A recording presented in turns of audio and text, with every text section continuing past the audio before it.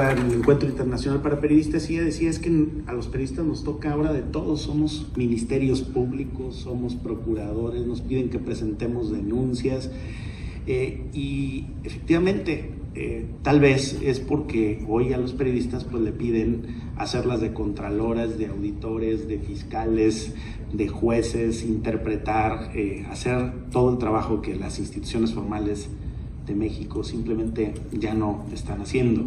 Crítica contra el gobierno es que ha llegado a niveles verdaderamente inexplicables. Lo puedo compartir aquí abiertamente en este foro porque no estoy haciendo un acto de hipocresía. Este es un asunto que yo le he tratado al propio presidente de la República. Digo, que lo haga con todo me parece injusto, pero inexplicable e inadmisible que lo haga con medios de comunicación que, dentro de las grandes excepciones del periodismo mexicano, incluso contribuyeron mucho con su movimiento, le dieron una gran cobertura, brindaron una gran atención, cuando en el país el conjunto de los medios de comunicación luchaban. Puede instrumentar desde el ámbito ya de la sociedad civil, no necesariamente el gobierno, donde parece el tema no ocupa las prioridades del país.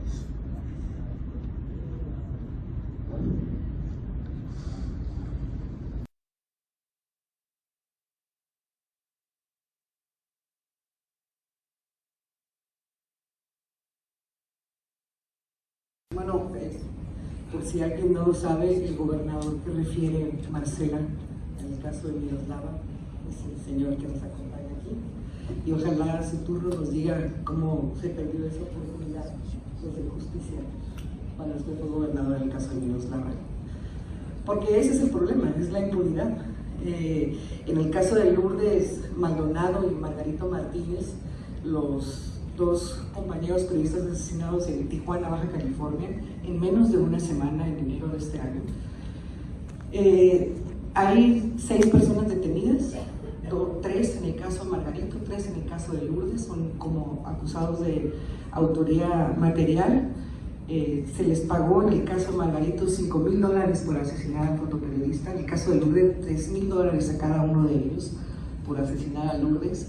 Hay una línea de investigación que va hacia el exgobernador Jaime Bonilla Valdés, contra quien Lourdes sostenía un litigio ya por 9 años, que una semana antes de su asesinato le había ganado finalmente el laudo laboral a Jaime Bonilla. Sin embargo, no llegamos nunca a la autoría intelectual. En el caso más lejano que nos ocupa en el semanario Z, que es el asesinato de Héctor Félix Miranda en 1988, sus 2 asesinos materiales ya salieron libres en el 2015 y regresaron a trabajar para Jorge Hanron, que es el principal sospechoso desde entonces y hasta la fecha de la autoría intelectual del asesinato de Héctor Félix.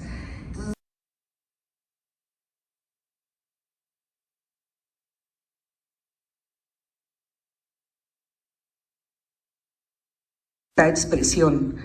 Entonces, apoyar a los periodistas de investigación, viéndolos, siguiéndolos, leyéndolos, es lo que nuestra sociedad puede hacer, porque finalmente el periodista sirve a su sociedad, el periodista le está revelando a la sociedad lo que está sucediendo a sus espaldas, o lo que están haciendo por debajo de la mesa los gobiernos, cualquier entidad del poder, cualquiera de los 3 poderes que integran el Estado mexicano.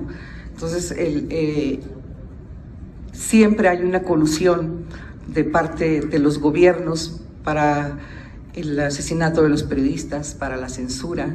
Hoy tenemos además el caso de los medios que, respondiendo a los intereses del gobierno, están despidiendo a reporteros, compañeros periodistas que son críticos.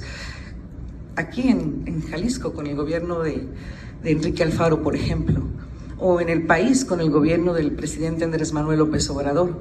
Hay mucha censura en los medios, en los grandes medios nacionales, y los voy a poner entre comillas porque son de presidencia de la República, donde se les ordena a los compañeros periodistas, columnistas, conductoras de programas de noticiosos de televisión, que no golpeen al presidente, que no critiquen al presidente.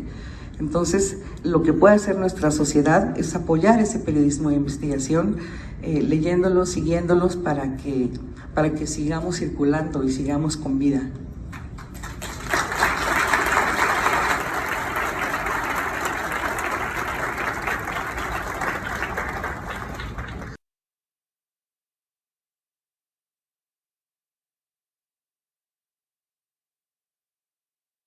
Me invitaron a participar en esta mesa y vi el nombre de Marcela Turati.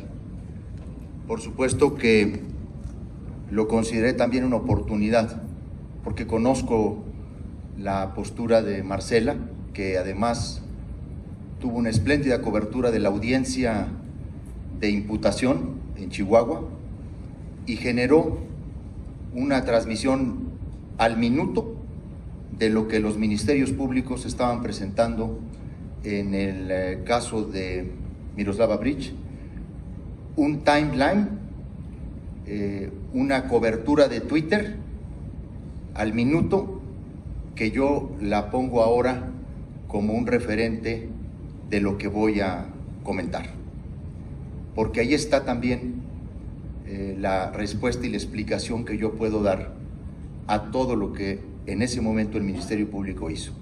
De entrada quiero decirles que si hubo algún asunto que a mí en lo personal me entristeció, me conmocionó y por supuesto durante mucho tiempo y aún no deja de doler, es el asesinato de Miroslava Breach. No solamente porque era una periodista formidable, valiente, excepcional, sino porque además, lo quiero decir y lo saben muchos, Miroslava y yo fuimos amigos muy cercanos. De hecho, trabajamos juntos y compartimos incluso en alguna ocasión durante un tiempo trabajo en el mismo periódico en el norte de Ciudad Juárez.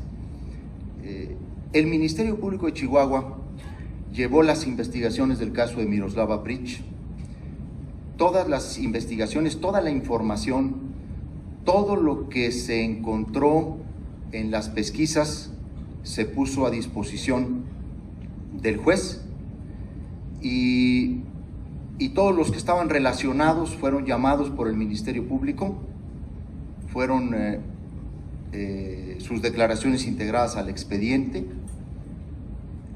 Chihuahua logró individualizar de una manera muy rápida y muy oportuna los autores materiales del homicidio de Miroslava Breach, entre ellos el Larry, que hoy está preso en el Cerezo de Aquiles Cerdán.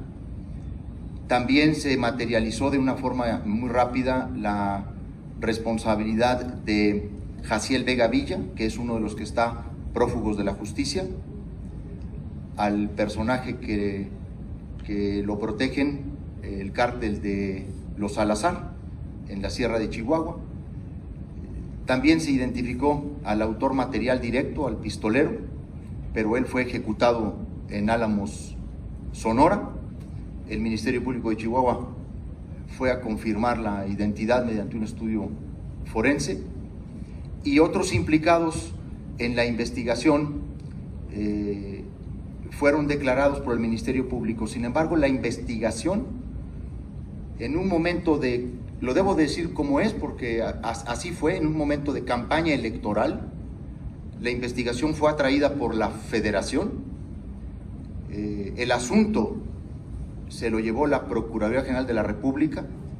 También quiero decirles que se politizó muchísimo a nivel local el tema, y entonces muchas organizaciones y muchos compañeros periodistas y gente que estaban trabajando junto con nosotros en las investigaciones, una vez que el asunto se atrajo por la Federación, prácticamente como que todo se cayó, como que todo se apagó.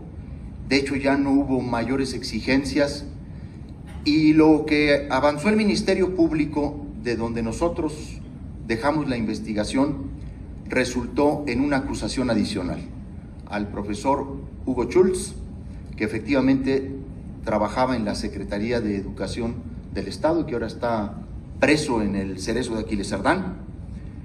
Y sin duda constituye una gran frustración no haber podido, Adela, haber podido llegar al tema de los Salazar, pero tiene también una explicación. Nosotros solicitamos al gobierno de Peña Nieto, mediante un oficio de la Fiscalía General del Estado, que se investigara a los Salazar. De hecho, 2 de ellos están en la cárcel, en un penal del Estado de México, tanto Crispín como el otro Salazar, no me acuerdo su nombre, están detenidos, están presos, y la Procuraduría General de la República respondió a la Fiscalía General del Estado que ahí no se contenía ninguna relación con delincuencia organizada. Esta es una respuesta por oficio de la Procuraduría General de la República.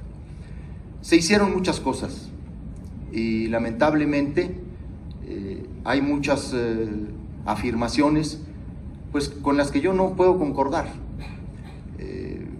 Aquí se ha dicho Marcela que yo estuve en la escena del crimen, interfiriendo en la escena del crimen. Pues esto no es así. Se ha dicho, pero eso no está ni probado. Lo único que les puedo decir es que a los minutos del asesinato de Miroslava, yo estaba en su casa con su hermana, con su familia, con su hija, con Andrea, con su hijo, y por supuesto yo me he mantenido en comunicación desde siempre con ella. También quiero decir, obviamente no tengo por qué ni voy a hacerlo, pero hay una diferencia también adentro de la familia sobre este tema. Yo simple y sencillamente voy a respetar las opiniones que de un lado y de otro existen. A mí lo que me ha correspondido es estar cerca de su hija, desde entonces hasta la fecha, por cierto. Y lo que puedo asegurar es que nosotros en la investigación nunca protegimos a nadie. Toda la información se puso al Ministerio Público, incluida la grabación de la que Marcela da cuenta en su crónica minuto a minuto, de cuando se intercepta una comunicación telefónica en la que operaron poner a Miroslava Bridge. Y en ese sentido, todo se puso a disposición del Ministerio Público. No se ocultó ni un solo dato, ni una sola persona, y no se dejó de declarar a nadie. Por supuesto, nosotros no teníamos la capacidad para entrar a los temas de delincuencia organizada, particularmente en el caso de los Salazar. Yo no tengo la menor duda de que ahí está la autoría intelectual, porque Larry pues, es el jefe de sicarios de los Salazar, como lo ha sido también el Chueco, Noriel Portillo, el que asesinó a los 2 sacerdotes jesuitas. Esto es lo que yo puedo compartir, y para mí también significa la oportunidad de decir que conozco y estoy atento a varios de los cuestionamientos que se han hecho sobre este tema, y creo que también es momento de que yo pueda compartir mi punto de vista de un tema sobre el que me duele y en el que puse toda mi disposición como gobernador para que se esclareciera. Lamentablemente también hay limitaciones en ámbitos de colaboración entre los estados y la federación.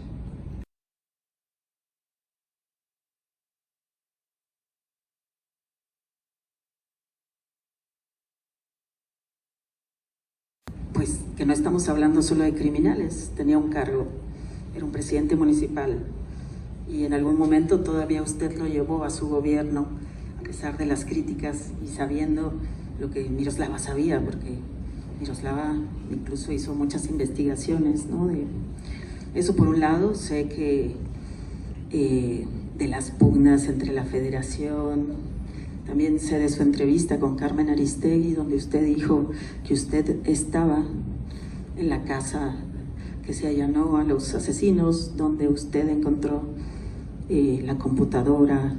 Entonces no nos queda claro qué hace un gobernador en la escena del crimen, bueno, donde se planeó o donde estaban guarecidos, que luego usted negó. Y bueno, yo sé sus argumentos, sé que usted tiene argumentos para todo y todo el tiempo, o sea, a mí me gustaría mucho que seguirlo entrevistando, entender cosas.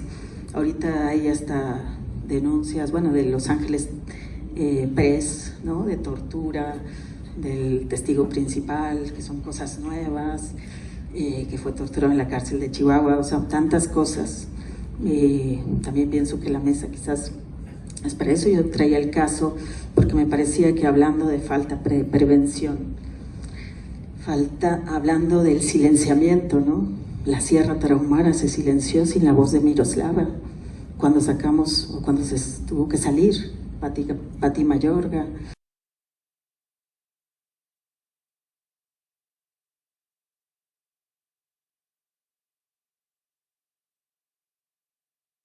No podemos descansar hasta que este asesinato, como el de tantos otros colegas, sea resuelto, que haya justicia y que no se queden impunes, ¿no? Tenemos aquí a los compañeros también, a los colegas de Río 12,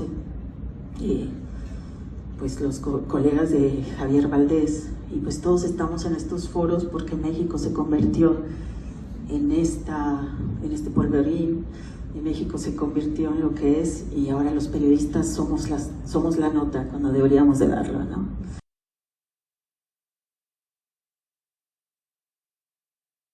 Le quiero decir a Marcela Turati y a Adela Navarro, yo les tengo a ellas un respeto por su trabajo profesional. Yo mi carrera política la he combinado paralelamente con un ejercicio periodístico y legislativo en donde siempre me he comprometido con la libertad de expresión, el derecho a la información, y siempre he defendido los derechos de los periodistas en todos los procesos legislativos. Por eso me interesa que el tema de Miroslava Breach, de mi parte, pueda y deba ser totalmente aclarado en todas y cada una de las cosas que hay duda o que hay versiones encontradas. Porque también debo decir que hay muchas versiones encontradas entre los propios familiares de Miroslava con relación a mi propia actuación. Y eso de que no le dimos protección cuando ella nos lo pidió, también ese es un tema que debe ser perfectamente aclarado. Cómo yo le ofrecí a ella y cómo ella incluso decía, no voy a hacerlo porque van a decir que porque tú eres mi amigo, entonces me traes aquí protegida y que esto y que el otro. Incluso una de sus hermanas, cuando yo fui a visitarle el día del crimen, me dijo, le insistí mucho a Miroslava, mucho que te fuera a ver, Javier es tu amigo. Incluso me comentó la hermana de que 2 semanas antes había comprado un seguro. Esto delante de más familiares en la casa esa mañana. Para mí iba a ser una oportunidad, porque yo tengo un compromiso con la verdad y porque a mí me interesa muchísimo que este tema lo aclaremos totalmente y yo pueda contribuir a que cese la impunidad que queda aún en torno del caso de Miroslava. Se lo ofrezco abiertamente. Ahora, por supuesto, tengo mucho más tiempo para dialogar y para ir al fondo del asunto.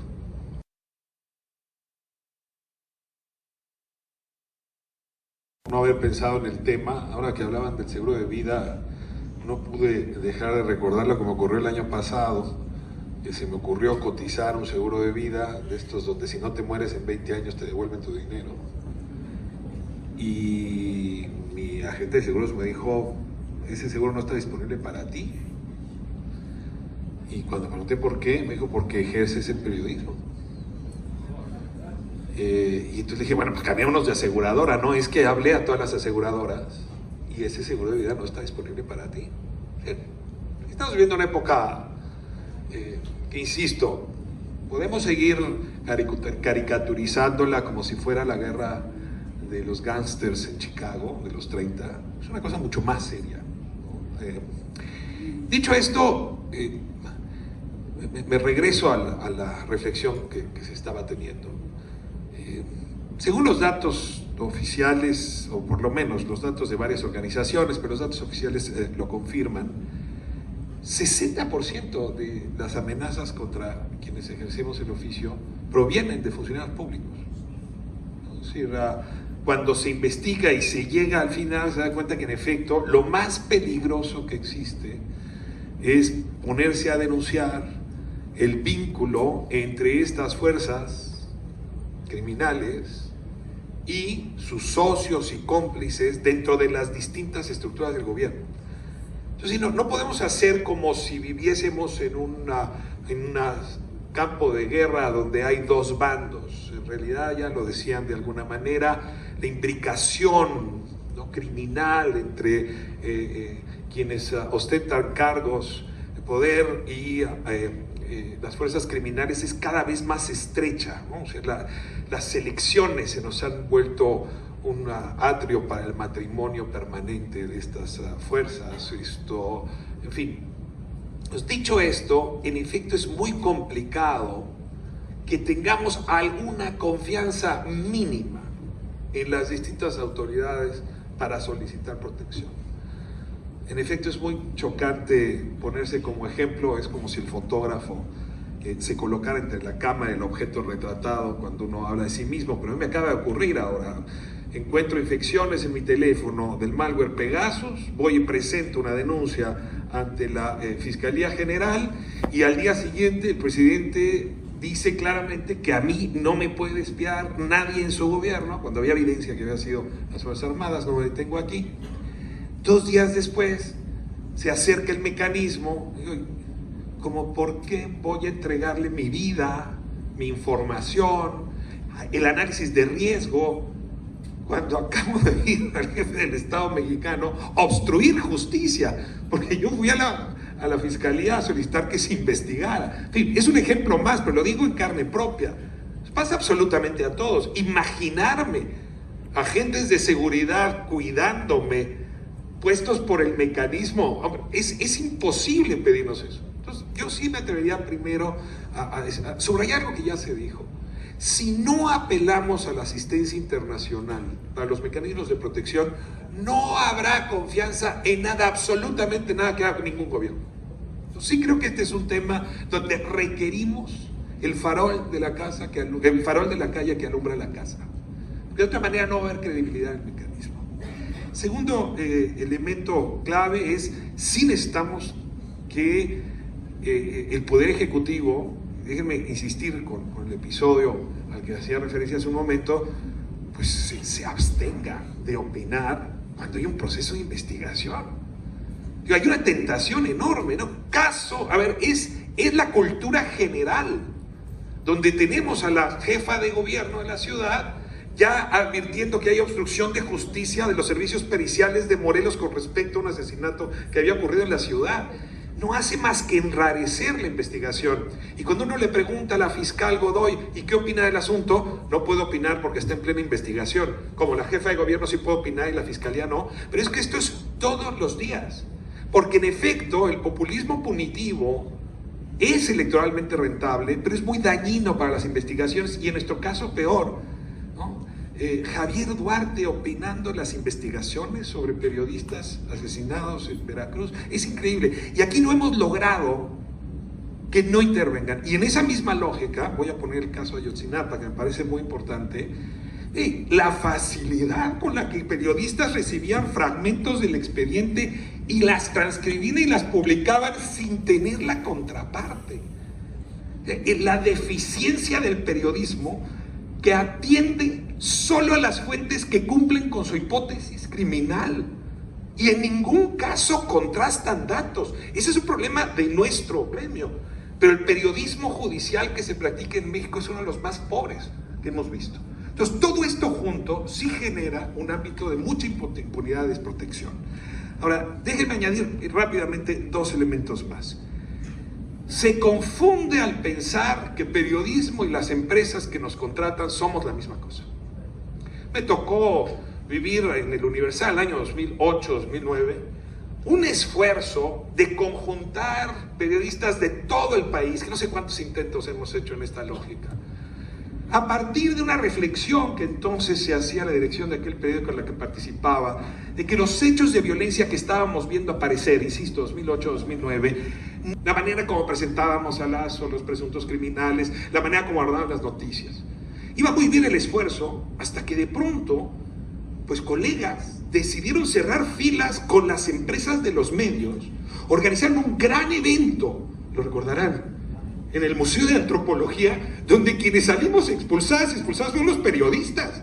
Se hizo un acto político, estuvo el presidente, ¿no? Yo decía, pero si apenas estábamos construyendo un acuerdo, cada vez que hay un intento gremial por encontrar la propia voz y la defensa de lo que nos está ocurriendo, hay una alianza entre el poder y los medios que funciona espectacularmente para sacarnos de la escena. Y quien aquí se crea que hay un pleito entre el poder y los medios se equivoca. Claro, hay una alianza entre el poder y los medios que tienen mayor audiencia. Es muy fácil descalificar a cualquier... Cuando dices los medios, te refieres a los dueños de los medios. A ver, hay una gran alianza con los grandes conglomerados de medios. Se llevan particularmente bien. Quien diga es que los medios y el presidente están peleados, se equivocan de cabo a rabo. Hay un pleito con el periodismo. Exacto. Con quienes trabajamos en medios, que hacemos investigación, con quienes no vivimos de la publicidad del gobierno o de negocios paralelos que el gobierno ofrece. Es un mal diagnóstico. El presidente no está contra los medios, aunque lo diga todos los días en la mañanera, se lleva estupendo con ellos. Cada que viaja a Estados Unidos los lleva, cada que puede los invita a cenar. Pero no lo dijo en una ocasión, yo me quedé impresionado. Me dijo, ¿por qué sentó usted a Kushner en casa de Bernardo Gómez? Y responde el presidente, porque es mi amigo. Esta es una cosa que hay que aclarar, porque mientras sigamos creyendo que medios y periodistas somos lo mismo, estamos haciendo un muy mal diagnóstico. Y sí hay un problema serio porque estamos desprotegidos, porque esas empresas para las que trabajamos, digo, a lo mejor alguien tiene aquí suerte y seguramente tiene toda su gente protegida, pero el resto, a ver, trabajamos por honorarios, el aguinaldo es una cosa que yo nunca he visto en ningún lugar, prestaciones ninguna, seguro médico de vida, pero en mi caso soy hiperprivilegiado, ¿no? Hiperprivilegiado. Las condiciones materiales para ejercer el periodismo están hechas pedazos en una época donde tenemos que cubrir un conflicto armado interno. Y el último que no hemos podido resolver nosotros, y no lo puedo solo adjudicar al gobierno y a los medios, es que sí nos cuesta mucho ser un gremio. Es decir, que frente a la cobertura que sería necesaria, ¿no?, para decirle a las fuerzas criminales, si a mí me matas a alguien de mi gremio, yo voy a triplicar la investigación sobre lo que ella estaba haciendo, pues sí tendríamos condiciones reales, materiales para defendernos, pero inmediatamente, coloquialmente, nos abrimos, nos hacemos a un lado, volteamos a otro lado, porque dudamos que podría tener que ver esa persona con el crimen organizado, y la conocemos, es que así están las cosas en Coahuila, es que sí andan en Tamaulipas. Entonces yo creo que hay esos tres elementos. Ay, miedo. 15, 14, 15, 16, tan solo en este año, todos en la impunidad, y creo que estos foros y la participación de la sociedad, de quienes nos escuchan, de quienes nos acompañan, son muy importantes en la medida que logremos contagiarles esa necesidad de defender la libertad de expresión en el país. No a los periodistas la libertad de expresión, porque finalmente los periodistas estamos trabajando con lo que nuestra sociedad nos está diciendo. La sociedad nos dice que quiere leer, que quiere que investiguemos nosotros. Entonces, defender la libertad de expresión es una responsabilidad de todos nosotros como sociedad, no nada más de los periodistas. Denunciar la impunidad, la corrupción que hay en el Estado mexicano, en los diferentes órdenes de gobierno, en los diferentes poderes, también es una responsabilidad de una sociedad que vive en una democracia como es la mexicana, donde no se está respetando la libertad de expresión. Entonces, muchas gracias por su presencia y ojalá hayamos logrado contagiarlos de esta defensa de la libertad de expresión. Consolidar los derechos de los periodistas en nuestro país. Yo estoy convencido. Con un tema tan dramático como el que abordamos el día de hoy, los que abordamos ayer y los que abordaremos en 2 mesas posteriores.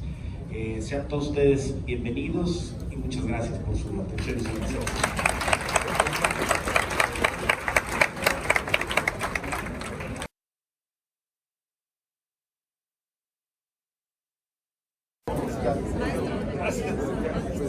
Muy bien. 2:30. Ajá, sí. La sal y la pimienta.